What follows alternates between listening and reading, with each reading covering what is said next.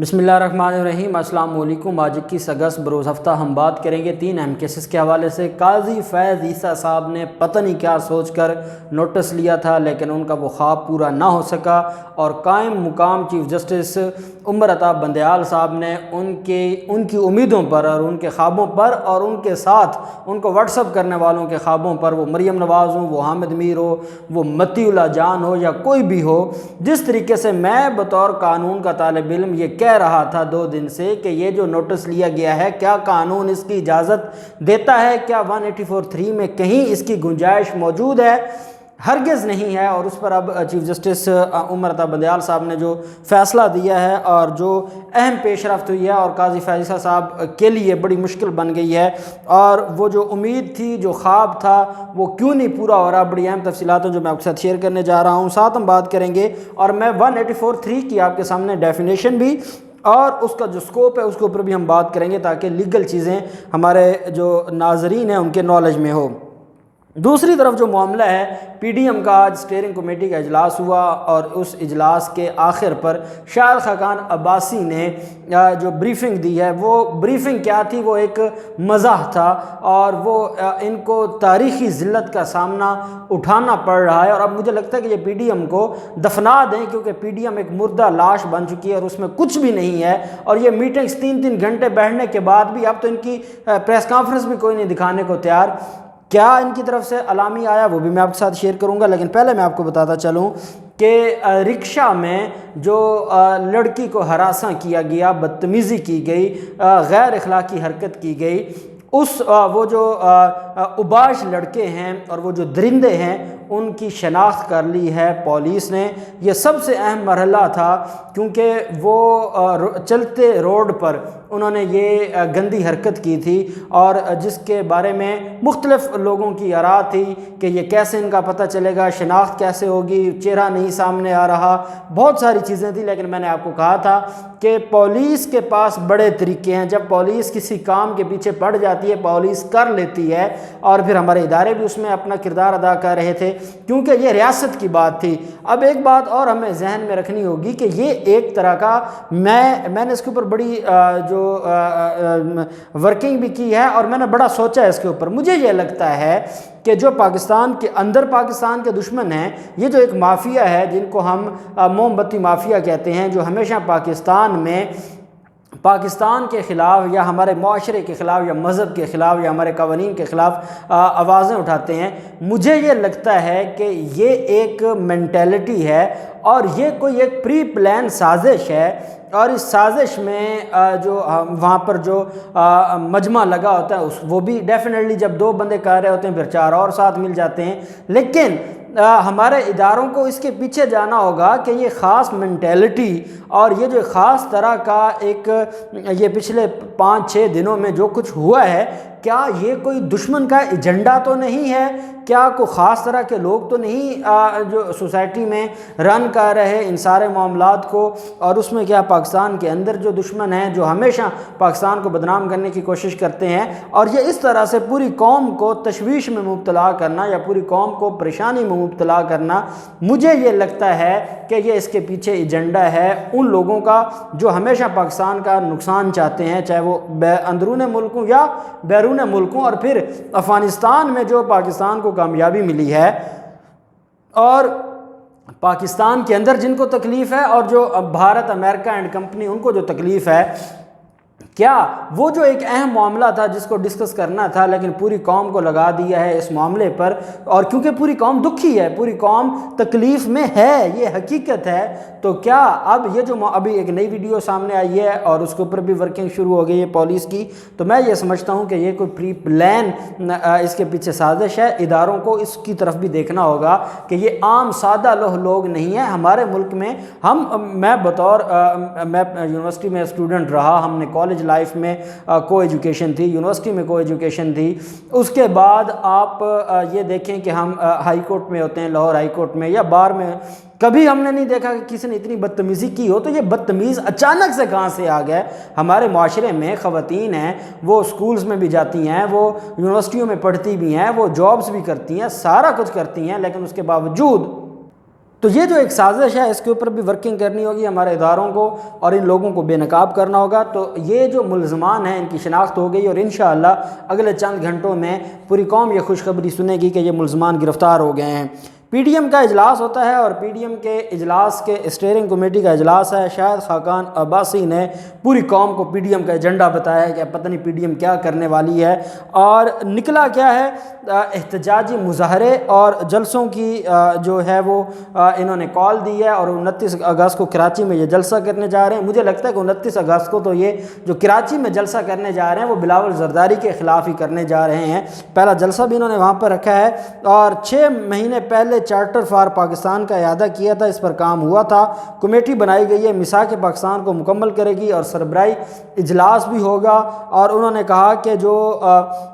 نام نہاد انتخابی اصلاحات ہیں اس کے خلاف بیسیکلی ان کا آج سارے کا سارا زور تھا کہ جو انتخابی اصلاحات ہیں یہ نہیں ہونی چاہیے، اور انتخابی اصلاحات کے خلاف ہم جنگ لڑیں گے۔ اور یہ جو اصلاحات کی جا رہی ہیں یہ وزیر اعظم عمران خان پوری قوم کو بیوقوف بنا رہے ہیں، اور یہ صرف اس مقصد کے لیے ہیں کہ پاکستان کو نقصان پہنچایا جائے۔ اب یہ ہے ان کا سارا ڈرامہ، اور اس پر انہوں نے آج اسٹیئرنگ کمیٹی کا اجلاس بنایا ہے، کیونکہ ان کو پتہ ہے کہ بایو میٹرک سسٹم آ گیا تو نہ جمعیت علماء اسلام فے کے پلے پہلے کچھ نہیں ہے، اور یہ جو دھاندلی مافیا ہے جنہوں نے سیکھا ہی دھاندلی کرنا ہے ان کا بھی راستہ بند ہو جائے گا۔ تو شاید خاقان عباسی بھی کہیں ریڑھی لگا کے بیٹھا ہوگا، احسن اقبال بھی اپنے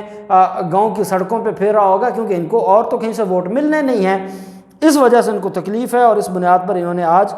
یہ ایک میٹنگ کی۔ اب ہم آ جاتے ہیں جو ہمارا اہم آج کا ٹاپک ہے، اور وہ ہے قاضی فائز عیسیٰ صاحب کا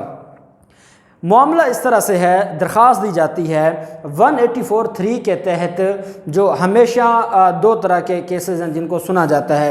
آرٹیکل 184 اوریجنل جورسڈکشن ہے سپریم کورٹ آف پاکستان کی، اور سپریم کورٹ آف پاکستان میں جب کوئی 2 حکومتوں کا آپس میں کوئی معاملہ ہو، جیسے ایک سندھ کا اور پنجاب کا کوئی معاملہ ہے تو وہ جائے گا سپریم کورٹ آف پاکستان میں۔ ہم جب وفاقی حکومت کے خلاف کوئی معاملہ ہے، فنڈامنٹل رائٹ ہے، کوئی انسانی حقوق کا معاملہ ہے، اس کے اوپر کوئی درخواست یا ریٹ فائل کی جاتی ہے، وہ اسپیسیفکلی 184(3) کی ریٹ ہوتی ہے۔ یہاں پر کیا ہوا قاضی فائز عیسیٰ صاحب کے معاملے پر، یہاں پہ سمپل ایک درخواست دی گئی، اور عدالت سے یہ کہا گیا اپنی درخواست پہ کارروائی نہیں چاہیے۔ اپنی درخواست ہمیشہ ریٹ کیا ہوتی ہے، آپ اس کے ساتھ خود ثبوت لگاتے ہیں، آپ اس کے ساتھ اپنی ایویڈنس لگاتے ہیں، آپ اپنے ڈاکومنٹس لگاتے ہیں، اس کے بعد آپ فائل کرتے ہیں، اور پہلے آپ اس کے اوپر مینٹینیبلٹی پر ہوتا ہے کہ کیا یہ مینٹینیبل ہے یا نہیں ہے، اور اس کے بعد نوٹس جاری کیے جاتے ہیں۔ یہ 184 کے تحت جب ریٹ فائل کی جاتی ہے اس کا یہ طریقہ کار ہے۔ یا پھر ہم نے دیکھا ہے کہ جو اپیلیں ہیں، چاہے وہ سول میٹرز کی، وہ فیملی میٹرز کی، وہ کرمنل میٹرز کی، وہ ڈائریکٹ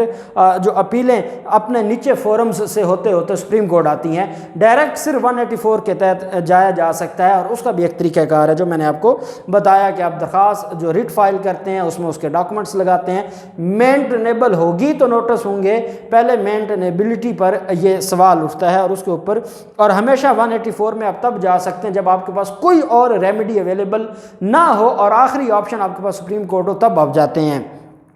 یہاں سمپل درخواست دی جاتی ہے، اور اس میں کہا یہ جاتا ہے کہ جو صحافی ہیں ان کے حقوق سلب ہو رہے ہیں تو برائے مہربانی اس کے اوپر نوٹس لیا جائے۔ اب ایک تو سو موٹو نوٹس ہے جو چیف جسٹس لیتے ہیں، اور اس کے علاوہ جو نوٹس ہے وہ از خود اگر تو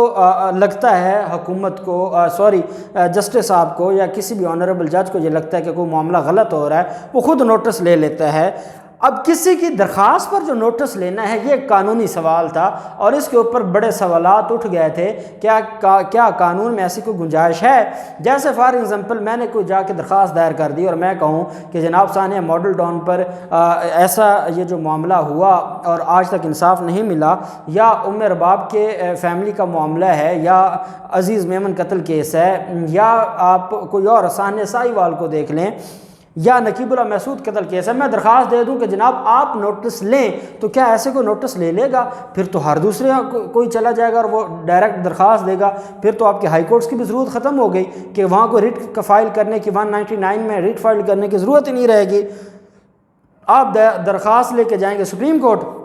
اور جج صاحب وہ نوٹس لے لیں گے۔ کیا یہ پاسبل ہے یا نہیں ہے، قانون اس کی اجازت دیتا ہے یا نہیں دیتا۔ اس پر بینچ بنا دیا ہے قائم مقام چیف جسٹس عمر عطا بندیال صاحب نے۔ ہمارے جو آنریبل چیف جسٹس ہیں گلزار صاحب، وہ امریکہ کے دورے پر گئے ہیں، اور چیف جسٹس اس وقت قائم مقام عمر عطا بندیال صاحب ہیں۔ انہوں نے جو 20 اگست کو نوٹس جاری کیے تھے اور بینچ بنانے کا کہا تھا قاضی فیاض عیسیٰ صاحب نے، اس معاملے کے اوپر بینچ تشکیل دے دیا ہے۔ یہ لارجر بینچ ہے 5 رکنی، اور اس میں ایک تو خود عمر عطا بندیال صاحب اس کی سربراہی کر رہے ہیں، جسٹس اعجاز الاحسن صاحب ہیں، جسٹس منیب اختر صاحب ہیں، جسٹس قاضی محمد امین صاحب ہیں، اور جسٹس محمد علی مظہر صاحب ہیں جو سندھ ہائی کورٹ سے تشریف لائے ہیں، اور جس کے بارے میں میں نے آپ کو بہت بتایا، اور جس کے خلاف ہماری بار کونسلز نے بہت واویلا کیا، لیکن بالآخر وہ جج بن گئے تھے۔ اب اس میں یہ بینچ کیا کرے گا؟ ایک تو جو 26 اگست کو نوٹس جاری کیے ہیں قاضی فیاض عیسیٰ صاحب نے، وہ قاضی فیاض عیسیٰ صاحب اس بینچ میں ہیں ہی نہیں۔ وہ جو ان کی درخواست تھی، قاضی فیاض عیسیٰ صاحب کے لاڈلوں کی درخواست تھی،